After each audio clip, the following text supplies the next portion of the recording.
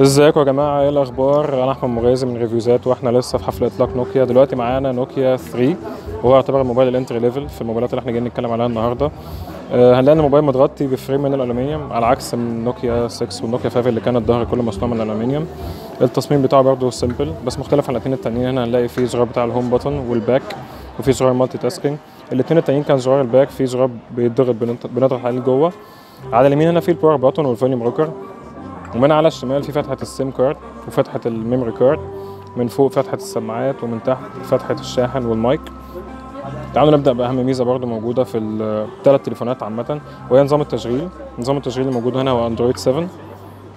هو أحدث نظام تشغيل موجود، اللي هو نوجا أحدث نظام تشغيل موجود من اندرويد. مساحة التخزين الموجودة في التليفون هي 2 جيجا بايت، هي 16 جيجا بايت سوري، والرامات بتاعة التليفون هي 2 جيجا بايت. وده بالنسبة لنظام التشغيل. هنلاقي هنا في تحت الاب درور في كل الابلكيشنز.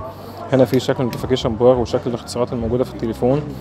شاشة التليفون هي 5 بوصة مصنوعة بدقة HD ومتغطية بطبقة جوريلا جلاس، ودي حاجة حلوة ان الموبايل في الفئة السعرية دي يكون عليه طبقة جوريلا جلاس. معالج التليفون هو سناب دراجون 430 رباعي النواة. ودي كل الحاجات اللي احنا محتاجين نقولها دلوقتي عن التليفون، بالاضافه كمان لان الكاميرا الخلفيه بتاعت التليفون هي مزوده بفلاش وبتيجي بدقه 8 ميجا بكسل، والكاميرا الاماميه برضو 8 ميجا بكسل. تعالوا نعمل عليها كده زي تيست صغير، نصور صوره ونحاول نزوم ان نشوف الصوره ببكسل ولا لا.